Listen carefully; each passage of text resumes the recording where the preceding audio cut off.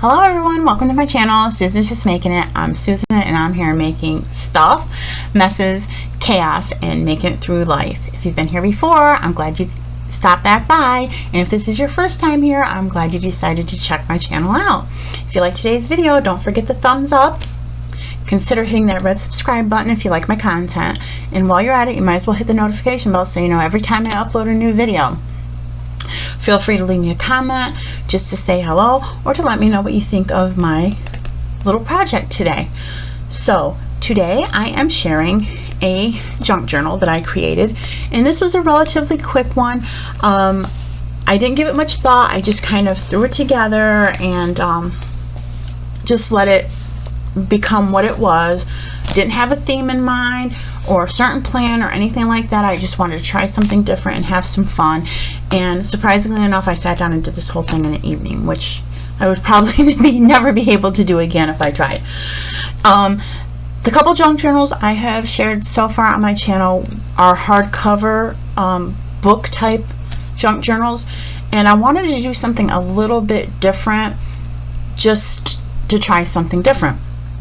I wanted to do something soft covered. I saw a similar idea and I just kind of did my own take on it to see what I could come up with. This is created using a 10 by 13 like mailing envelope, and what I did was I made it into a little folio of sorts, and I covered it with a piece of wallpaper, an old piece of wallpaper that I really liked. I figured it would make it a little bit sturdier, so it would hold up better, and like most wallpaper, it's got a certain sheen and smoothness, so if by any chance I do happen to spill something on it, it's easy to pretty much wipe clean. Of course, you can't spill like a whole glass of juice on it, obviously, but if you get a little spill, it pretty much is going to wipe right off. So again, I used some crinkled seam binding. It's not necessarily a closure, and you'll see why in a moment. It's just to make it look a little bit prettier, and the pink of course matches the pink in the wallpaper. Over here I wanted to just dress it up a little bit more. I'm going to go ahead and untie the ribbon so it's easier to see.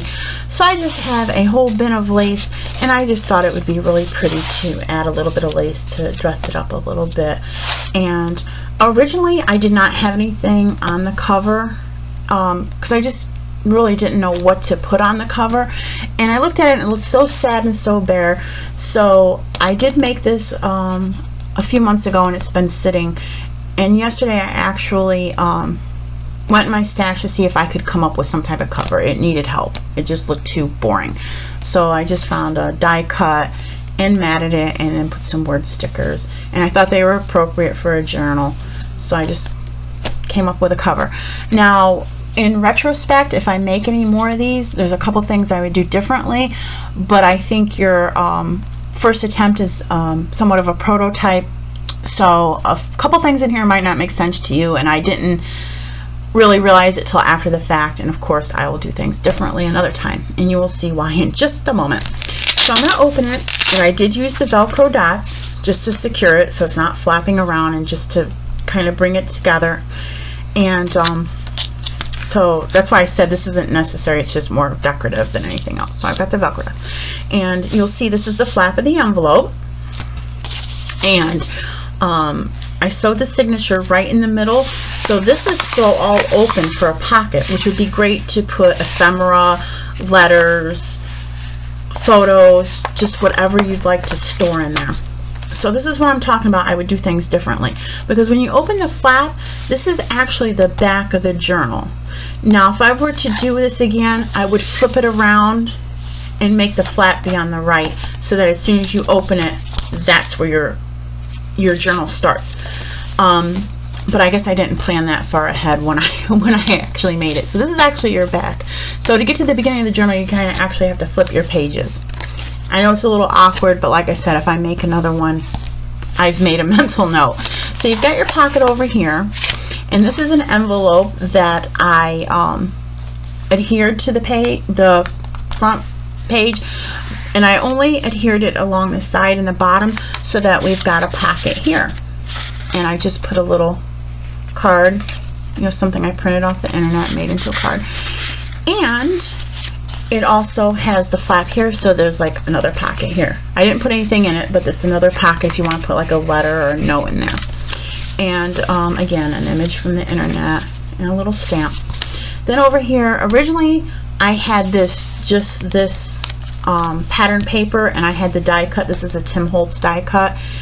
And yesterday when I made the cover, I noticed that looked a little boring and bland, so I went ahead and cut out a photo mat and put a die cut up there just to make it not look quite so boring. Then I have some of my vintage lace on the edge, and then the other side I put my butterfly stamp, another image from the internet. I made a side tuck, and then this is a piece of pattern paper, and I just liked it because it had the lines. I thought it would make a nice journal card, and I didn't do anything with it, but I did have some butterfly and dragonfly rub-ons, and there were only like a few left on the sheet, so I said let me just use those so I can throw the sheet away. It's taking up space for only like a few rub-ons, so I went ahead and put one on the corner because that looked pretty boring without it. And then another little card that I found on the internet and printed out. And like I said, there's no theme to this, it's just kind of stuff I liked and just threw together. So I have a bee. These are all tea-dyed papers that I tea-dyed myself. I like them because it gives it the nice vintagey old look, but they're still really nice to write on. I iron them after I dye them so that they're flat enough to write on, because when you first bake them, they're kind of wrinkly. So this is just a book page that I fed through my printer and printed an image on. This is an image, I believe, from the Graphics Fairy Premium membership. I will link the Graphics Fairy website down in the description box, and I will also put a link to their YouTube channel because there are wonderful projects on there that you will just drool over if you like this kind of thing. They have design teams that create some beautiful projects. So basically this is a book page, well, part of, that I printed on, and then I just adhered it to a piece of pattern paper to make it sturdier because book pages can be pretty fragile. And again, one of those Tim Holtz die cuts, and there's one of the dragonfly rub-ons. This is also printed on a piece of tea-dyed paper from the Graphics Fairy website. Made a page out of that. Some more tea-dyed paper, and I just had made some tabs. I think I used my I want to say, no, this wasn't the envelope, but I have a corner rounder that is scallop, so I just cut some rectangles, folded them in half, used that, and made some tabs. So I just did that just to dress it up and just easier to turn some of the pages. Some rubber stamping, some more tea-dyed paper. This is from a hymn book I made a page out of. Did some more stamping, tea-dyed paper, another tab. This is a book page. I think it's some type of a nature or bird book. I can't remember. It's not right in front of me, but I took the page out. I did some washi tape just to reinforce it because it's very delicate.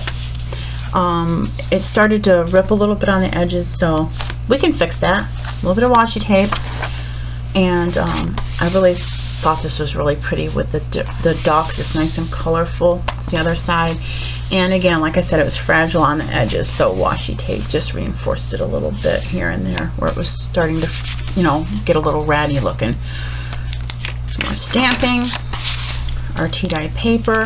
This is just a piece of paper that I just folded in half to make a little bit of a tab and dress it up a little bit. And then we have some more stamping. And here's the other side, and I put a little dragonfly.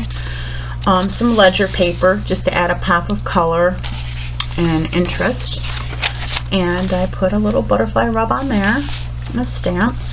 And I love doing the tea-dyed paper because it's not perfect. It's not showing up here good because of the lighting, but it's got like some whiter splotches and darker, and that's just the way it is, and it adds interest. I like it. There's even like a drip here where some of it dripped on there. Some stamping. This is actually, I believe, a blank greeting card, so I made it into like a page, and I did some stamping, an image that created a tuck spot, image from the internet made into a card. Of course, it's got a cute little butterfly. And this is a cut apart from just a you know, some scraps I had. It says remember this. I thought that would be nice for a card. This is actually a greeting card that I just took the front off, made sure I trimmed it here, and I just made it into a side pocket. So I cut a notch for a thumb notch, and again, this is, I think this is actually a journal card from my stash, and I just thought it was the perfect size, and there's lots of room to write, and you could like put a picture or write on the back as well. So I just tucked that in there because it works. I think the day I made this, I was just grabbing just random stuff out of my stash and trying to put it together and just do a quick project. The other side of some pattern paper. This is one of those clear pockets that I purchased from Amazon. I will try to put the link to the item in my description box in case anyone wants to find them to purchase.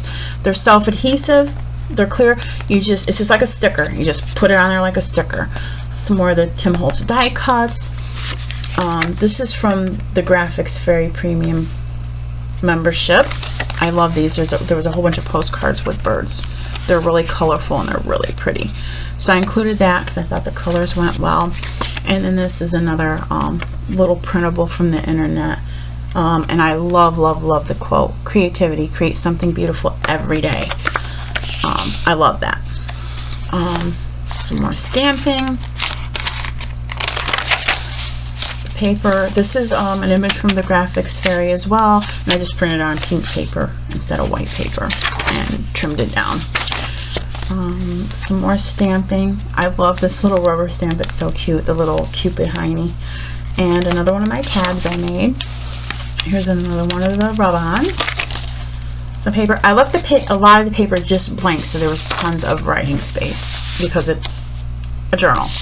As you see, we've got the dots and splops and different things here. Like I said, that's what happens when you tea-dye paper, and I like it. This is, I believe, an envelope flap. I think the envelope's on the other side. Did some stamping. Another favorite quote stamp that I like.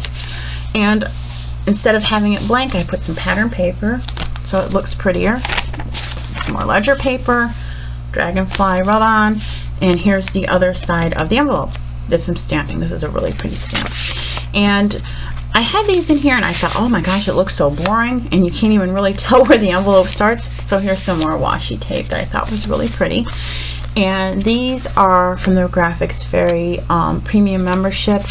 And I think it's like a whole sheet of these postcards that have flowers, and a lot of them have little bees on them. And I just think the colors are beautiful. I love these postcards from the collection. They're gorgeous. So I tucked a couple of those in there. Super pretty. Love them. And then I left that blank. You can't see it very well, but it's like a nice pretty blush pink. I love it. Some more stamping. Another one of the die cuts from Tim Holtz. Just some tea-dye paper, nothing fancy. This is the other side of that pink paper with a quote. As you can see, the other side with a little writing on it, and another butterfly here. So tea-dye paper again with the imperfections. I think I love the imperfect ones more than the ones that come out perfect, and I just like the character that it has. So I did a couple stamps there. This is from a Tim Holtz paper pack. Can't think of the name of it right offhand, but they have little cut aparts, so I put that in there. And then this is also a image I found on the internet, a postcard with an owl. I think it's really pretty. So I tucked that in there. And then this again is something I found somewhere on the internet, and I printed that out. Originally I had just the owl. I'm like, no, it needs something else. So thought another card would be nice. The other side of that pattern paper. Some more lace. Another dragonfly rub-on, an image from the internet. Little fairy is so adorable. This is from the Graphics Fairy Premium collection. I love the colors, and everyone knows I love butterflies, so had to throw that in there. This is from a piece of paper. I like that it has the lines on it, so we have writing space for the journal. Nice simple design over here. It has the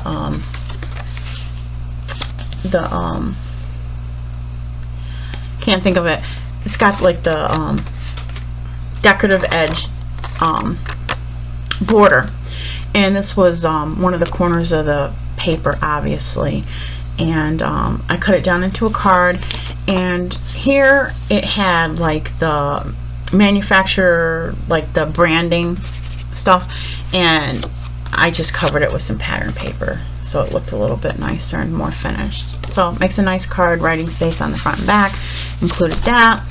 This is from a paper pack that I used for a couple of projects. It's called, I believe, the Dark Botanicals, and it's from, I think, like the Craft Source or something like that, that you can find at Michael's.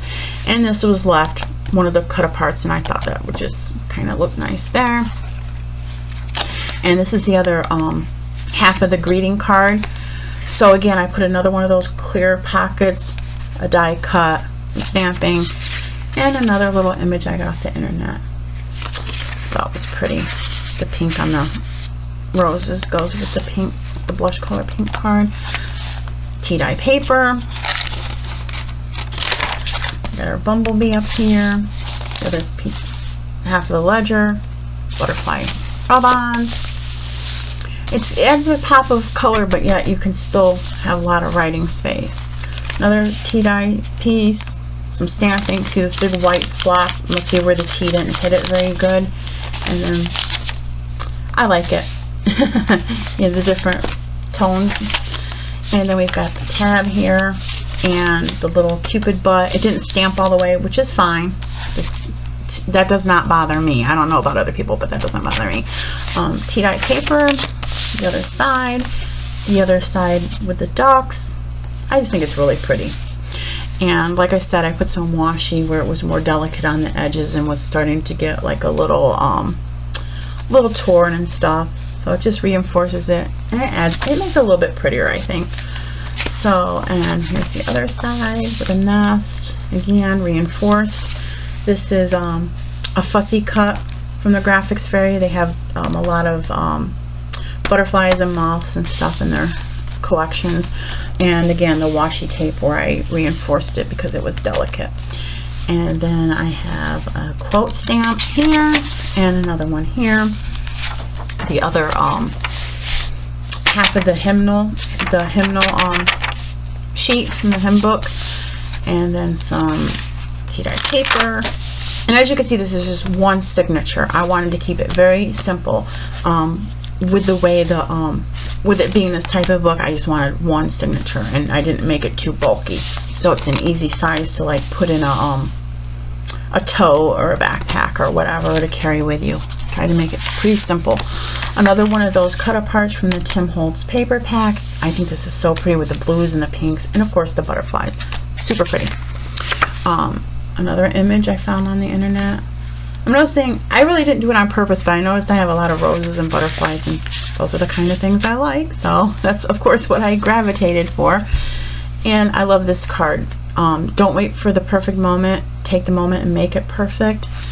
We should really live by that.